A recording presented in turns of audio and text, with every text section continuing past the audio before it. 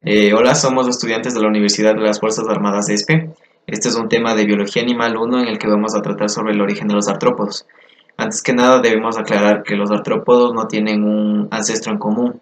Existen varios estudios y científicos que aseguran que varios individuos en la prehistoria tienen características que confunden el punto inicial de lo que es un árbol taxonómico. Bien podemos denominar algunos de estos, como por ejemplo lo que es el Bradicaris, que es quizás el más viejo de los crustáceos que conocemos. Los crustáceos generalmente aceptados en la antigüedad provienen del Cámbrico. Este Bradicaris fue interpretado como un Malacastrocan filocáride, pero parece que poseen demasiados segmentos para denominarlo como un Malacastrocan. Podría ser un branchiópodo crustáceos. A juzgar por la morfología, es decir que su cuerpo está dividido por segmentos, tenemos la ligera impresión de que los artrópodos están estrechamente relacionados con los anélidos. Ahora hay pruebas de estudios morfológicos y moleculares en las que se dan que este no puede ser el caso por la demostración del uso de sus apéndices. Ayudaría mucho si podríamos clasificar las características de los primeros artrópodos. Esto nos ayudaría a buscar un parecido de antepasados inmediatos y lo que podrían haber sido tras el pasar de los años. Por ejemplo, los artrópodos trilobitos, como forman un interesante conjunto de lo que son los artrópodos, tienen características primitivas tales como un grado muy bajo de tagmosis funcional. Al parecer son parte de un grupo más grande, incluyendo también los quelicerados. Existen lo que son posibilidades alternativas de la existencia de pelos hexápodos que se originaron alguna vez, pero divergieron inmediatamente en los pelos planos característicos de los lamelípedos y de las secciones redondas en artrópodos acuáticos.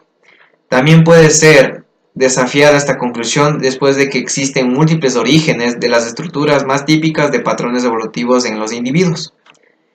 Tenemos un científico denominado Leif Stormer, que fue uno de los primeros en darse cuenta de que el tipo de extremidades de los trilobitos eran característicos también de muchos artrópodos. Él los llamó los trilobitimorfas. Sin embargo, debido a las dificultades para ver claramente las estructuras en un fósil, se incluyó también artrópodos que no tenían nada que ver con los miembros denominados anteriormente. En esto se señala que una característica fundamental es la presencia de los pelos hexápodos, como ya denominamos anteriormente. También estos son conocidos como filamentos. Con esto se introdujo el término lamelipedia y muestra un número de miembros con pelos laminares.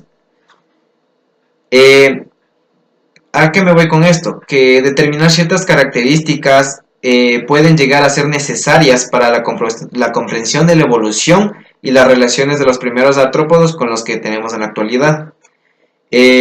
Tenemos lo que es el número de los cladogramas, que cuenta la estructura de los apéndices que muestra un aracnomorphos, crustáceos y otros artrópodos que están desordenados y mezclados en lo que son los diferentes árboles.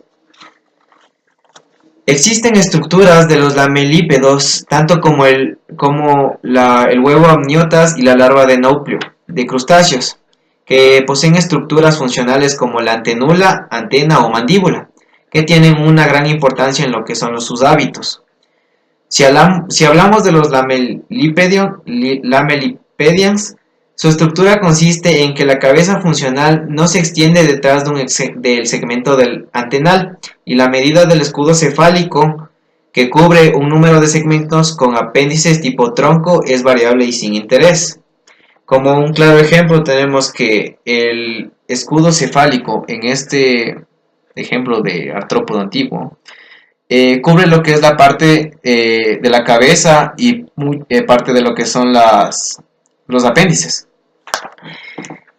Con esto tenemos el argumento de que la longitud del escudo de la cabeza, o denominado céfalon, en grupos cámbricos debía haber sido tan estable como la estructura funcional de los apéndices especializados en los grupos modernos que conocemos. Es falso decir que la cabeza y o céfalo no son entidades compatibles, mencionando que el tagma prosomal es de composición estable en lo que son los arácnidos modernos. Algunos ejemplares tienen las antenas que se extienden hacia adelante, en otros se curvan hacia atrás, a lo que puede ser un protector en lugar de una posición de vida normal. Tras esto, determinamos la presencia de estructuras presentes en ciertos individuos y ausentes en otros, que determinarían ser pioneros de los artrópodos. Ahora, hablando de los trilobitos, estos carecen de articulaciones de borde a borde en el eje, lo que les hace distintos del otro grupo que para el mismo estado tienen diferentes caracteres. También se considera que la ausencia o presencia del pygidium con una espina mediana y dos pares de espinas laterales llega a ser una característica fundamental. Este número parece carecer de importancia y acrecienta en el número de segmentos que esté presente en el pygidium. Una serie similar es conocida del Sifosúrido paleozoico, que posee un escudo que recubre el abdomen entero. También debemos considerar la posición de los ojos en lo que es los antepasados. Solo los trilobitos se dicen que tienen ojos dorsales. Sin embargo, está claro que sus ojos están colocados dorsalmente, pero a través de un agujero en el escudo mencionado anteriormente. Esto no es muy diferente de la condición en otros artrópodos, con ojos dorsales. El nervio óptico se extiende hacia arriba a través de la cabeza a la superficie. Lo que se ve es por lo tanto el nervio óptico hasta un ojo compuesto sésil dorsal. Principios de los artrópodos. A continuación, mi persona, Nelson Cuyo, voy a hablar sobre dicho tema. Aceptando un enraizamiento de los artrópodos similares, podemos comenzar a averiguar lo que un antepasado común de artrópodos de los dos grupos habría parecido. El cuerpo debería haber sido segmentado, bastante largo, rodeado lateralmente por pliegues pleural, como tenemos por ejemplo este. Aquí tenemos el cuerpo segmentado, que es lateral y bastante largo, y rodeado por un pliegue pleural. Es posible que no haya ningún tergito que cubra más de un segmento, como un escudo de cabeza, como tenemos este de aquí, el escudo. El extremo anterior debía consistir en un acrónimo presegmentario que llevaba un par de ojos compuestos. El primer segmento lleva un par de antenas uniramos. Todos los segmentos sucesivos llevaban piernas parejas, torpes, con muchos podómeros cortos e idénticos. La parte proximal de la pierna tenía una hoja simple del exópodo. Es cierto, si la segmentación estaba bien controlada de manera que solo había un par de piernas por segmento corporal, la boca estaba localizada detrás de las antenas, sin partes bucales y sin protección hipostática. Con todas estas es lógico determinar que los antepasados mayores deberían ser aún más sencillos. Los sandarélidos tienden a tener una posterior característica del escudo cefálico, que resulta en encogimiento o flexión de los tergitos sucesivos, y la mayoría de ellos tienen el ojo muy atrás al final de una fisura profunda en el escudo. Los sandarélidos pueden utilizarse para una demostración de la flexibilidad evolutiva entre los primeros artrópodos, por lo tanto podemos definir estas características necesarias para determinar un pionero. Por ejemplo, aquí tenemos un sandarel, que no está muy bien, pero es el sandarel. Entonces podemos determinar las características de un pionero. El primer tegme es un escudo o un caparazón. El ojo es acosado o sésil, anterior o posterior, la parte cefálica, incluyendo 4 o 6 sésiles segmentados. El tórax tiene 7 a 23 tergitos y tal vez de 7 a 37 pares de miembros, como podemos ver en la maqueta. Tenemos los ojos, los de 7 a 23 tergitos y la parte cefálica. El número de patas correspondientes a un tergito puede ser un número entero o fraccionario. El pygidium tiene 1 o 2 pares de espinas laterales, o el tórax y el pygidium se fusionan a un solo escudo que carece de espinas. Esta es una parte de nuestras grandes dificultades para entender los animales cámbricos. Incluso una relación cercana puede ser efectivamente disfrazada y guiarnos a distintos lados del árbol de la vida.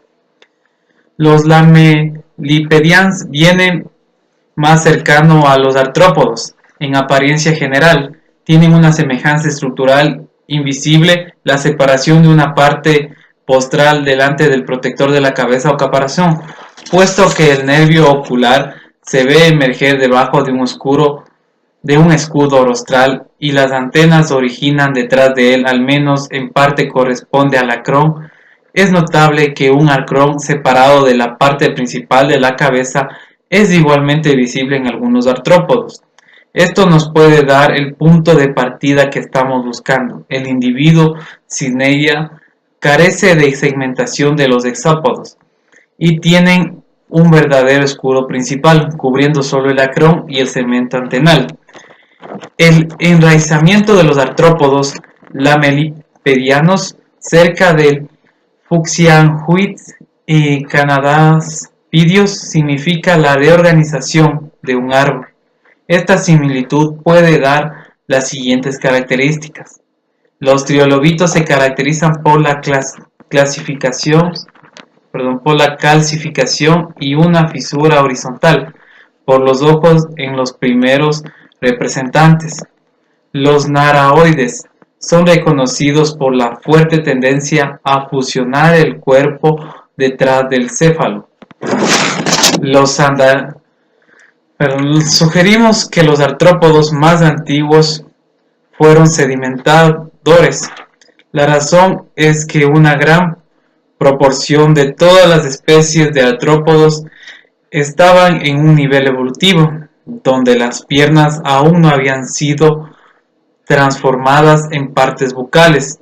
En los fósiles de estas especies, pero no en otras. El intestino a menudo contiene sedimento, ocasionalmente hasta el grado en que está lleno. Por lo tanto, la alimentación de sedimentos parece haber sido idóneo. La mano con esta condición primaria no está especializada. Ahora podríamos decir que los Dinocaridia puede ser antepasado. Se creía que los Dinocaridia no tenían apéndices ventrales, pero ahora sabemos que algunos de ellos tenían lobópodos, otras piernas segmentadas con escleritos en forma de anillo y una aleta lateral. Podemos ver que comparten varias características con los artrópodos. Los consideraron no relacionados con los artrópodos, sino que eran resultado de una evolución convergente. Los consideró inicialmente como dos grupos hermanos. Más adelante se defendiendo que eran antepasados inmediatos. Anteriormente tratamos de definir el último ancestro compartido de los artrópodos, tal como los conocemos. Un ancestro más atrás sería lógicamente menos especializado en la dirección de un artrópodo, aunque podría haberse tenido otros tipos de especializaciones. Esto significa que varias características se introducen solo para ser abortadas de nuevo antes de que los artrópodos podrían llegar a ser algo más evolucionados, es decir, que todas las actualizaciones que tenían en sus cuerpos los volvían a desechar y regresaron al mismo sistema anterior. Estas innovaciones eran innecesarias, incluyendo las estructuras dorsales de las branquias, los divertículos del intestino, un apéndice de agarre fuertemente esclerotizado, un cono bucal en forma de anillo formado por esclerotis, gigantismo y genotobases, escleritos ventrales y una fijación en el número de segmentos de tronco. Una de las razones para volver a analizar todas las características en esta presentación es que algunos de sus personajes no son claros para nosotros, otros que reconocemos algunos caracteres adicionales y un tercero que queremos incluir todos los géneros a fin de evitar los accesos directos engañosos. Los primeros artrópodos aparentemente eran alimentarios de sedimento, no especializados, como enunciamos anteriormente, y es muy importante que sus antepasados fueran carnívoros especializados, por el hecho de que debería haber armamento bucal, no debería haber signos de tagmosis entre las extremidades postantenales. Así, los Dinocaridia estaban fuertemente especializados en un par de características donde la especialización no es aceptable para un antepasado de artrópodo. Al mismo tiempo son más primitivos que los primeros artrópodos en otros. Las estructuras fueron adquiridas en el siguiente orden: armamento bucal y extremidades especializadas para rapar en algunos. Las transformaciones de lobópodos en piernas segmentadas en los artrópodos era al revés, por lo tanto las transformaciones de los lobópodos en piernas segmentadas, miembros especializados para la captura de alimentos, solo en algunos grupos mandíbulas, en algunos otros grupos solamente existían las mandíbulas. Bueno, después de todas estas características que hemos impartido, podemos tener una conclusión, y es que los Dinocarididae, Radigrades, Xanderílidos, entre otras especies mencionadas, han obtenido características independientes de los artrópodos, pero no en el mismo orden temporal, y no existen relaciones ancestrales entre ellos. Este problema se presenta en cada una de las especies que mencionamos en la presentación. Todas tienen características compartidas, pero a su vez tomaron caminos diferentes, evolutivos, que separan sus ramas en el árbol taxonómico. Por eso afirmamos el comentario inicial que tuvimos de la presentación, que no podemos asegurar un ancestro en común de los artrópodos, puesto que todos comparten características y a la vez se diferencian a medida que fueron evolucionando. Gracias. Gracias. A continuación se va a presentar la maqueta realizada por mi persona Nelson Cuy y por mi compañero Alejandro Espinosa. Como tenemos aquí las clases, tenemos el Cinderella, tenemos el Sandarella, el Cinaburius, tenemos el Phytophylacis, tenemos, mi compañero va a explicar tenemos lo que es el Canadapsis yavigata, que como habíamos denominado, que tiene un caparazón que protege lo que es la mayoría de los tagmas. Tenemos lo que es el Forceps foliosa, y tenemos lo que es un Trilobitomorpha, que es un antepasado de lo que son las arañas. Como podemos decir, este es el antepasado, pero comúnmente es, o sea, como que puede llegar a hacerlo, porque realmente todos los artrópodos comparten ciertas características, por lo cual no existe un artrópodo en común en el árbol taxonómico. Muchas gracias. Muchas gracias.